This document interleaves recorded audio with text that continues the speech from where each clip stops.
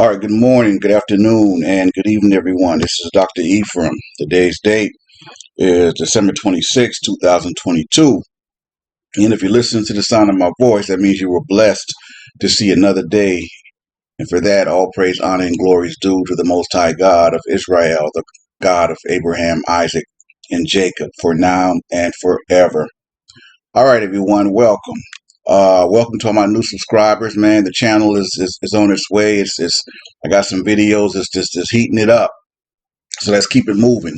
If you're new to the channel, or if you've been there for a little bit, if you haven't already, make sure you hit that subscribe button and select the notification bell and select all. That way you'll be notified every time I upload a new presentation. Now, a lot of this information, because we have a lot of new subscribers, you know what I'm saying, I want to get the basic foundation established with I got a little bit of everything here on this channel. Being a black man in America for 55 years, obviously, I have a lot of I've lived a long time, right? Have a lot of interest and everything. On top of being, trying to be an inspiration and trying to teach and reach my people, I want to be entertaining, and I want to be, just cover things that kind of, cover my life and things that, I went through or go through, whatever the case may be, even in terms of in entertainment and sports. That's why I have a couple of different segments called Real Talk Tuesdays and Thinking Out Loud, things like that. But anyway, this lesson is in that regard. But before I get started, let me say real quick, a brother came on the board, man. I was really kind of taken aback by his question. It was several. He was asking about the difference between Hebrew and Israelite, and I guess some cockamamie conspiracy theorist said, how do we know we're not from some other woman and not, this and that, the Israelites, how do we know that, this and that? I'm like, man, are you even serious? But listen, there's a lot of stuff out there. So let me just say real quick, man, listen, you don't have to, if you're an Israelite or you're just coming into the teaching and the understanding of you being descended from the Israelites, what you have to know and understand is that the Torah, or what you may know as the quote-unquote Old Testament, has everything you need to know about Israelites in that book. Okay, it tells us who the chosen seed is. It tells us about Isaac and Rebekah, Abraham and Sarah, yada yada, the whole shebang. Even going as far as saying, Jacob changed it, the Most High changed Jacob's name to Israel because he said, from now on your name was Israel. So we further knew that the Israelites came up out of Jacob. He was the chosen seed, not Esau.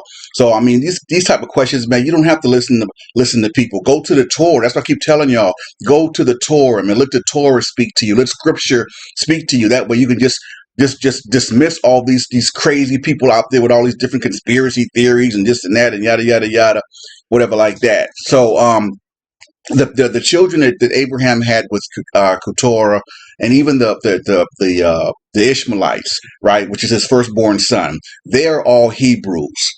Okay, the only way you can be an Israelite is if you come from the loins of Jacob. There's no such thing as a spiritual Israelite. There's no such thing as a Israelite by belief. None of that. None of that. Okay, you won't find that in Torah nowhere. The only way you can be an Israelite is you have to prove and reckon your genealogy as a child and a seed that came from Jacob's loins. That's it. That's all. Okay, that's that.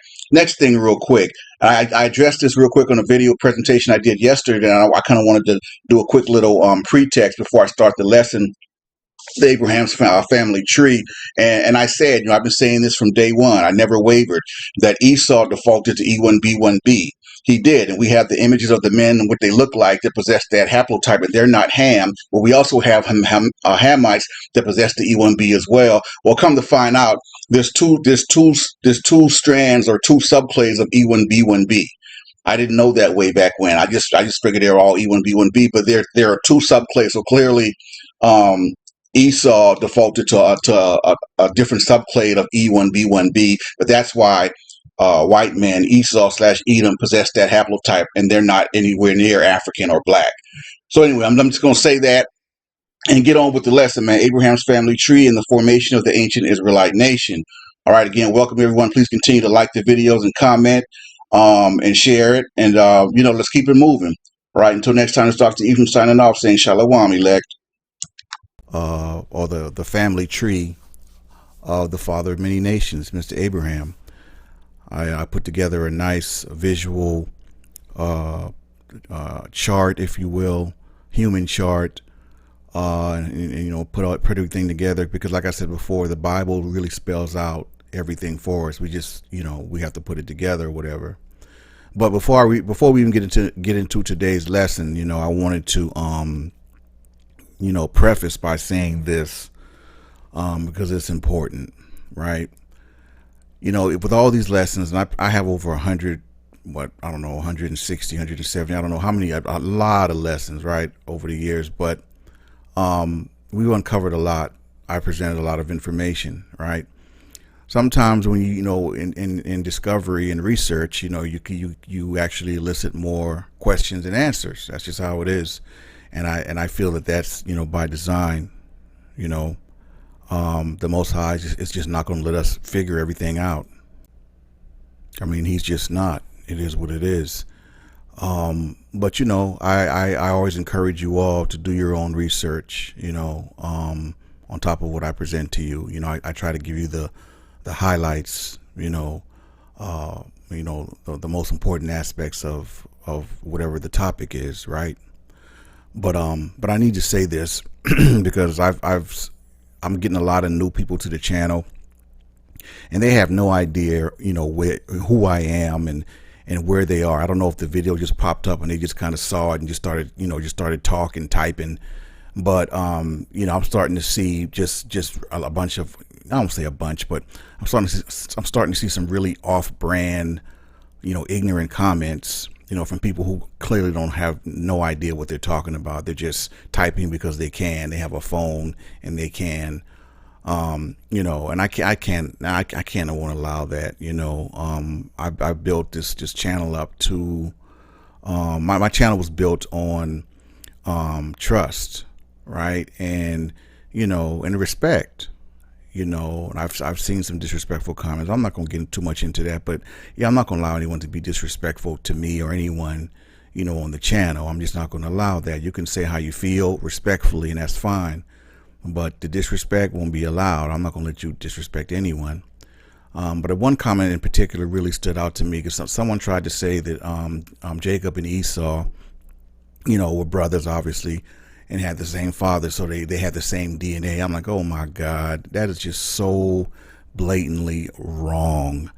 So we're going to start from, well, first let me say this.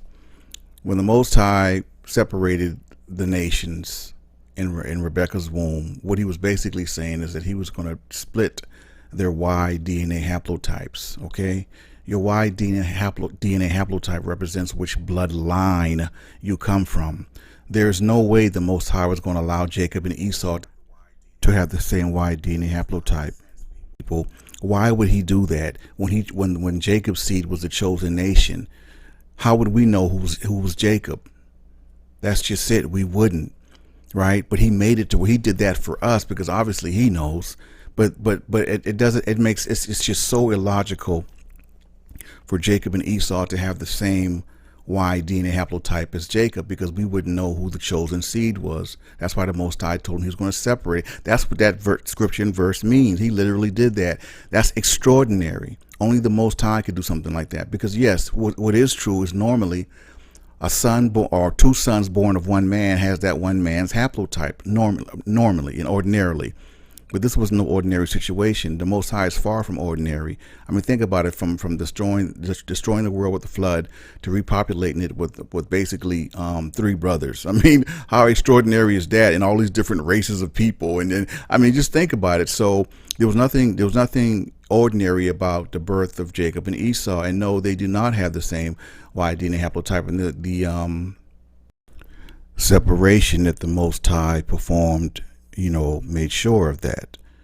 I mean, because you got to look at the continuity aspect of it, right?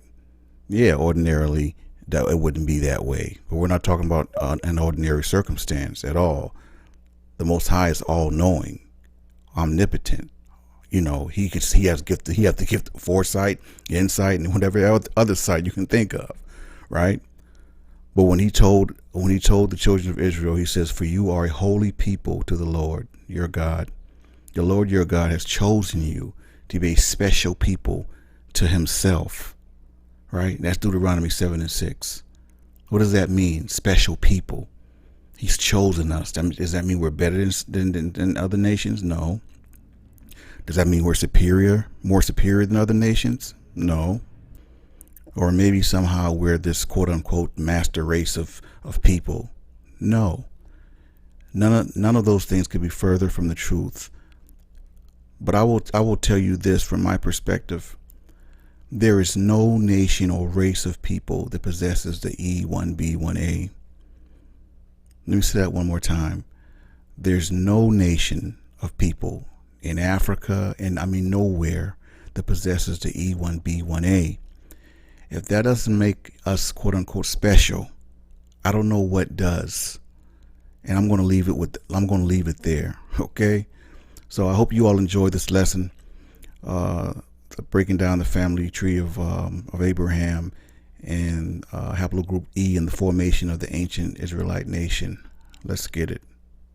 Oh, and if you're new to the channel, please make sure you hit that like and subscribe button and hit that notification bell so you'll be notified every time I upload a new presentation or lesson or thinking out loud segment or anything like that. All right. So until next time, it's Dr. Ephraim signing off. Saying hi by Yeshem Yeshua HaMashiach Baruch Atah Adonai. Shalom elect. Today's lesson, I'm going to deal with the genetic breakdown of Abraham's family tree and the formation of Haplogroup E in the ancient Israelite nation. All right.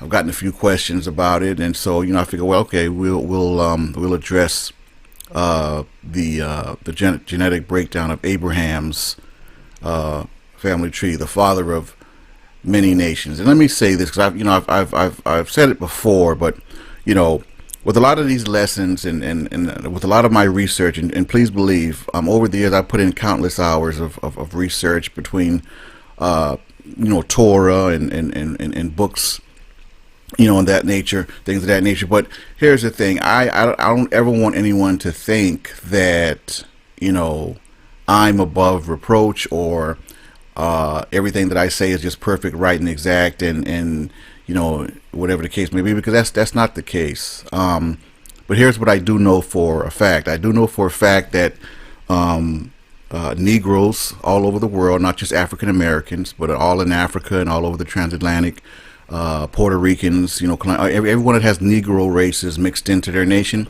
I know that Negroes possess the Y DNA haplotype of E1b1a. I know that for a genetic fact, and I know that also for a genetic fact that Negroes are not from the bloodline of Ham, as they've told us ad nauseum for so many years, out of due to our ignorance, because we didn't know any better. So I do know that for a genetic fact. Everything else is up for healthy dialogue. Now I don't mind people adding things or asking questions, because honestly speaking, there's questions I can't answer. There's questions I don't know why E1b1b is Ham's bloodline, but Esau defaulted to it. What I do know is that they did, because we have the data. We have the data, and we have the images of what the people look like today that possesses that Y DNA haplotype. I mean, sometimes, with these lessons and these discoveries, we elicit more questions than answers. I mean, that's just how it is, right? Like I said in the other presentation, we're not going to know everything. We're not going to understand everything's not going to make sense. You can't bring in logic and reason all the time with a lot of what the Most High has put forth, because we're not going to figure him out and figure it out. We're just not. And I accept that. I stand on the fact that the most important things that we should know, that I know, and that's that we are the children of the covenant, and we need to get back to that, because we've lost our way, and many of us don't know who we are, and as such, we are living out the curses, which actually I'm going to my first sermon on this Shabbat is going to be about the curses of the book of Deuteronomy, which I think is fitting. So I'm kind of looking forward to that. I'm going to definitely be in in sermon mode for that. So you guys don't want to miss that. Look forward to it. So yeah, that's what it is on this.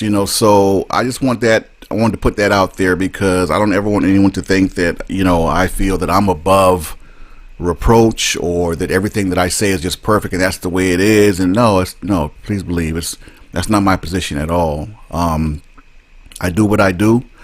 Some things is revealed to me, and I put it out there, but I'm never going to say that, whatever I say is just, 120%, this is a fact, actual fact. No, I put forth the effort, the work, the time and the study, and then I put it out there. Same thing with my Haplogroup DE project that I've been working on for a while, with the children of Joktan being Asians.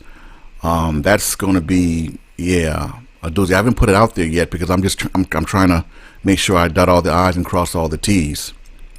All right, because I don't want to, ever do anything halfway. So, that being said, let's get into the genetic breakdown, Haplogroup E of Abraham, and the formation of the ancient Israelite nation.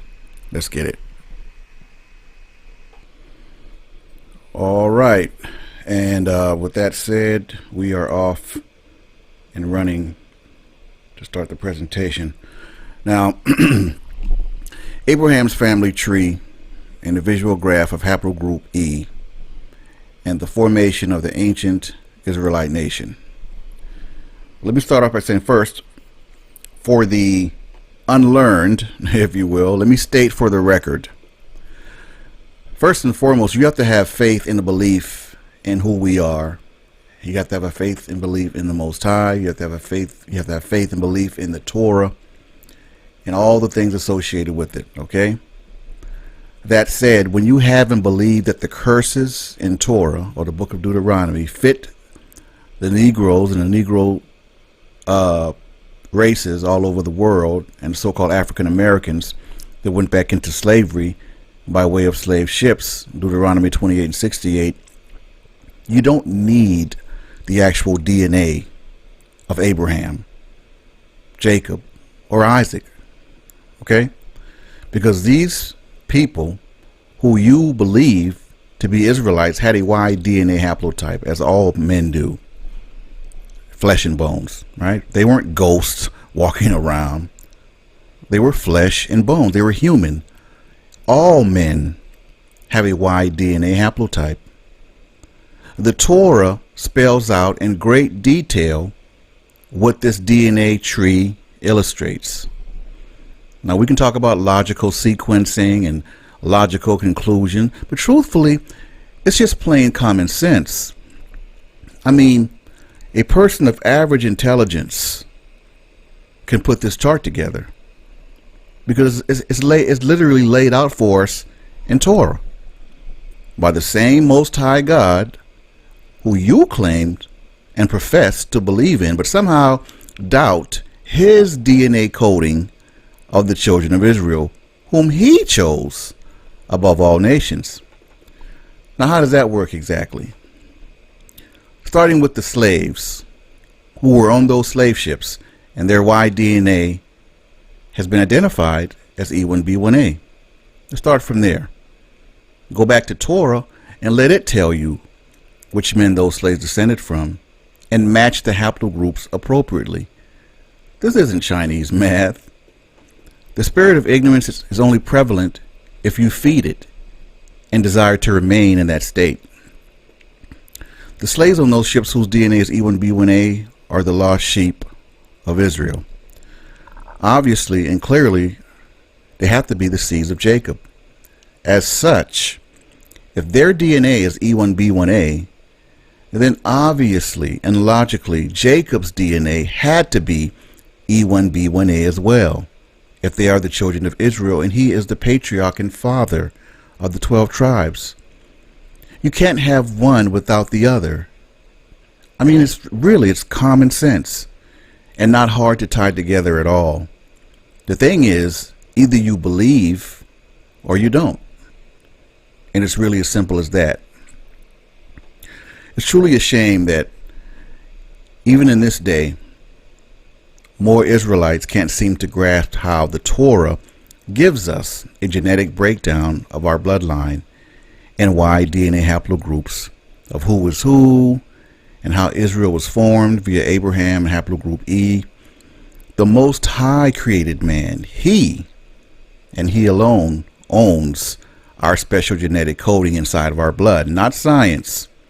Again, this is why no other race or nation of people on this planet possesses the Y DNA haplotype of E1b1a. Only the children of Israel, because the Most High said he was going to choose that nation above all nations on the earth. Okay? Now, I've said this before as well. DNA is the truth revealer. You know, and a lot of times when people take a DNA test, it comes back with results that they aren't willing to accept, or maybe they thought something different for a long time, and the DNA reveals the truth and it's not what they wanted to hear. Well, I mean, that's unfortunate, but you know, DNA cannot lie. Only men do that. It's like the Most High is not a man that he should lie, and he can't be tempted. Okay, you might not like what the results say of your DNA test or whatever, but it is your truth, right? I mean, many literally have gotten angry with me because they took a DNA test. They believe themselves to be Israelites, an Israelite. I'm sorry, and their DNA test revealed them to be something else. Case in point, it was this young man. I decided not to put his face out there or his name. But he came by one of our communities, and you know, clearly, I mean, if you look at him, you know, initially he looks, you know, like he definitely has some features in him that's not Negro. But you know, if you look at him in a general sense, he looks black. But come to find out, when he took his DNA test, came back, he was E1A. Well, what is E1A? Many of you might be sitting there wondering. E1A, my people, was Ishmael.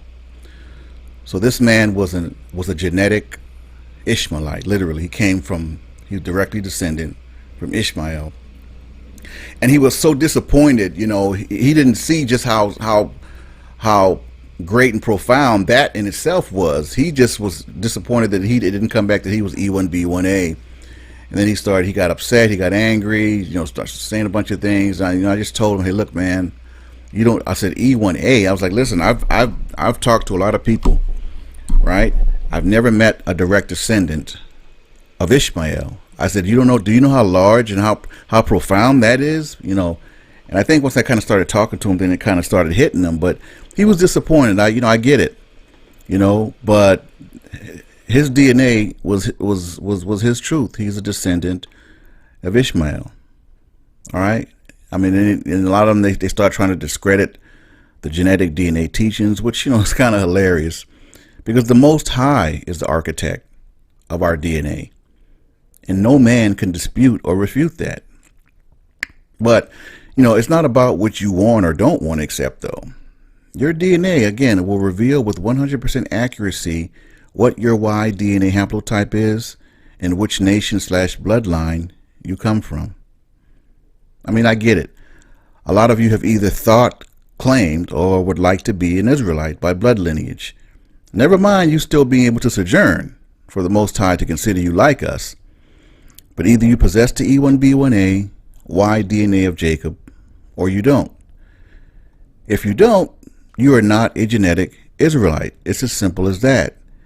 And it's of no consequence who believes that or who doesn't. It's the 100% unadulterated genetic truth, and nothing you or anybody can do or say about it. All right? So, that being said, here's the breakdown of Abraham's family tree as it relates to Haplogroup E and the formation of the ancient Israelite nation. Haplogroup E1. All right? You won't find anyone on the planet with this haplogroup because it belongs to Abraham, the man himself, the father of many nations. All right? And for a long time, Abraham and Sarah couldn't have a child, so Sarah gave him permission to have one with his bondwoman, Hagar, and Hagar bore him a son, Ishmael. That was Abraham's firstborn son. And as such, so it makes sense that Ishmael's haplogroup was E1a. That haplogroup belongs to Ishmael. So anyone who takes a DNA test and has an E1a Haplogroup, congratulations. You are directly descended from Ishmael. You are an Ishmaelite. I mean, if you can get mad, yell, cuss, and scream, but I mean, if that's your truth, it is what it is. You might be a genetic Ishmaelite, but I mean, hey, from my understanding, all people, Gentiles, can sojourn with the children of Israel, but it's the Most High's chosen seed. All right, moving right along. Haplogroup E1b. Now, this haplogroup belongs to Isaac, who is who the Most High has his covenant through, right? Abraham's son by Sarah. She finally bore him a son when she didn't think she could at 100 years old. And that's who the Most High's covenant is with. This haplogroup is literally the start of the Israelite nation. He passed this haplogroup on to both his sons, Jacob and Esau, but the Most High separated / split the nations / bloodlines in the womb of Rebekah for continuity's sake, because there would be no way for us to know who the children of the promise were if our DNA was the exact same as the descendants of Esau. I mean, think about that. How would we know? I mean, the Most High clearly knows, but how would we know? We wouldn't. That's the point. We all had the same Y DNA haplotype, so the Most High fixed that, and he split the nations in Rebekah's womb, because that would have been extremely confusing for us. But the Most High was well ahead of us all on this, and his omnipotent wisdom, right? So he split the Y DNA of the two brothers and made them into separate nations. All right. Now, haplogroup E1b1a. That haplogroup belongs to the patriarch, our father, Jacob, aka Israel, and literally, that is the birth of the Israelite nation.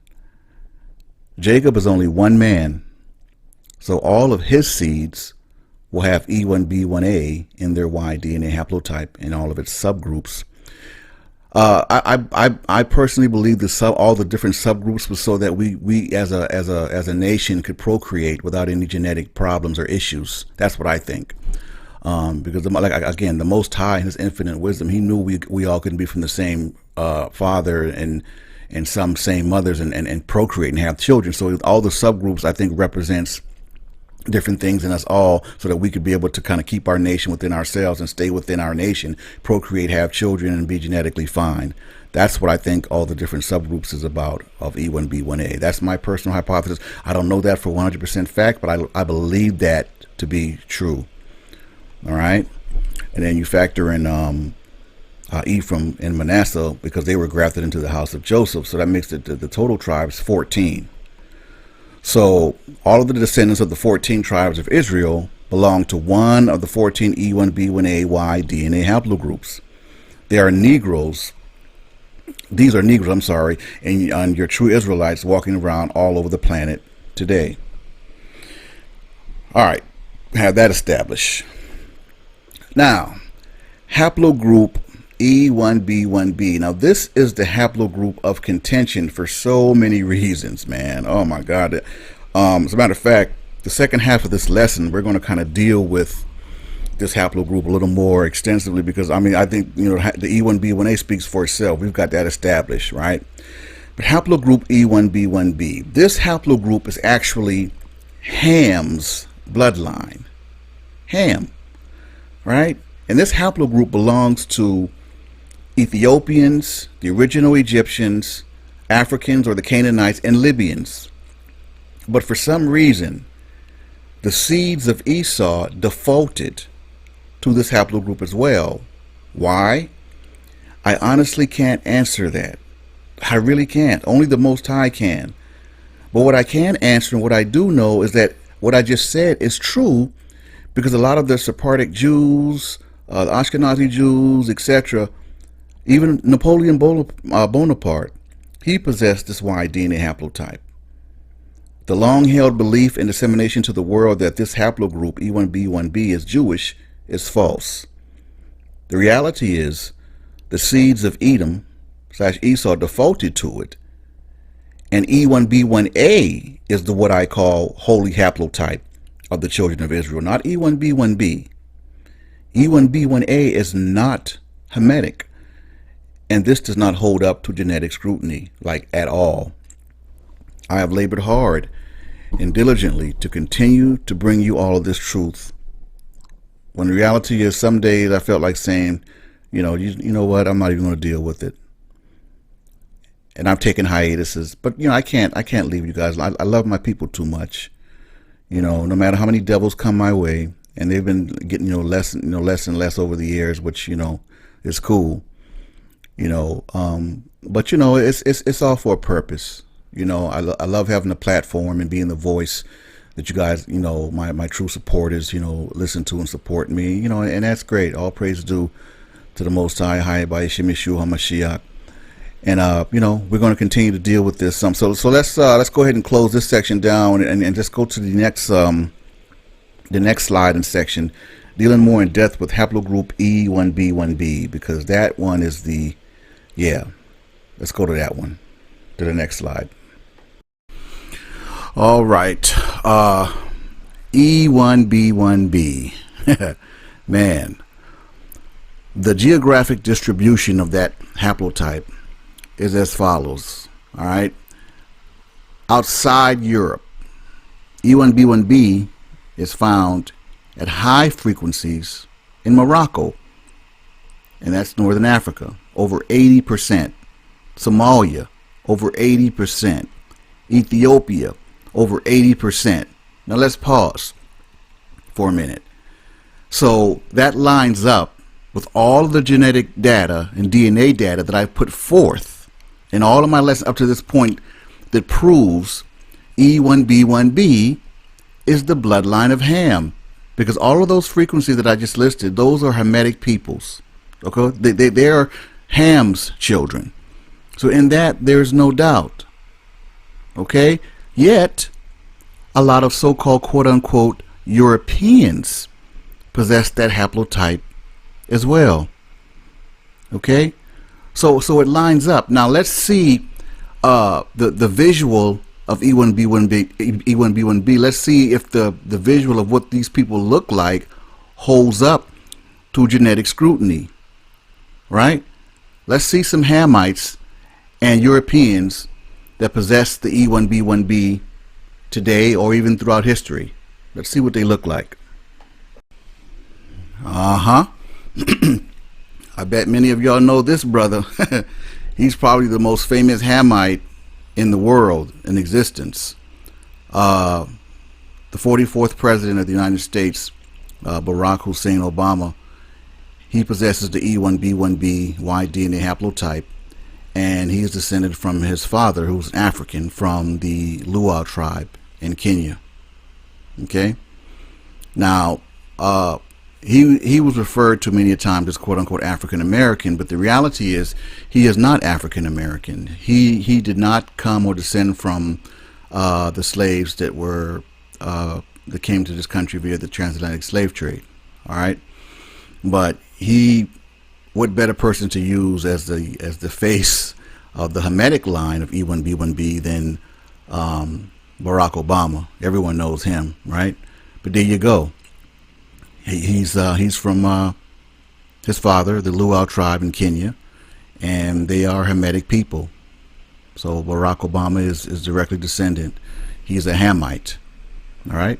So now let's see some Europeans who possess that same haplotype. This is just so intriguing, man. I mean, it's like, wow.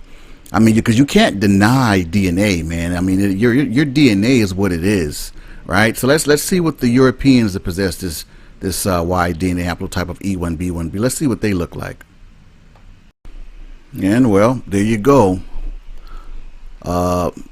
There's a really nice sample size of European men or European looking men who possessed the E1b1b Y DNA haplotype. Now, I don't know about you, but I mean, clearly none of them look African or have any African features or look Hamitic or anything. Yet, that being said, these men that we're looking at, they possess the same Y DNA haplotype as Hamitic Africans. So how do you explain that? Well, I'll tell you how I explain it. How I've always explained it. And I don't know why it's the way it is, but for whatever reason, between Jacob and Esau, I believe these men right here we're looking at, and all the European men that possess the E1b1b Y DNA haplotype, I believe them to be descended from Esau. That's what I believe. Because I do not believe they were descended from Ham. I don't believe that. But yet they possess Ham's haplotype. How did they get it? Like I've always said, they defaulted. Why? I do not know that. So please stop asking me. I do not know why Esau defaulted to E1b1b and Jacob E1b1a. I just know that he did. And I believe these men we're looking at to be descended from, I believe them to be Esau. Okay? It just adds to the fascination, right, of this whole DNA thing. I mean, I'm pretty sure the Most High could have given them a totally different haplotype, but he didn't. You know, they possess the same haplotype as Ham. I don't know why. We just know that they do because we have the data and we have the images of what these men look like. Okay? So don't get it twisted. So, but anyway, let's go ahead and wrap this up. Hopefully, I covered the breakdown of Haplogroup E and as it relates to the family tree of Abraham. And like I said, sometimes we get more questions than answers. But hey, I love doing what I do for you guys. I look forward to the next presentation, next lesson. So until then, hope you all have a great, productive, and blessed day. And until next time, this is Dr. Ephraim signing off, saying Shalom, elect.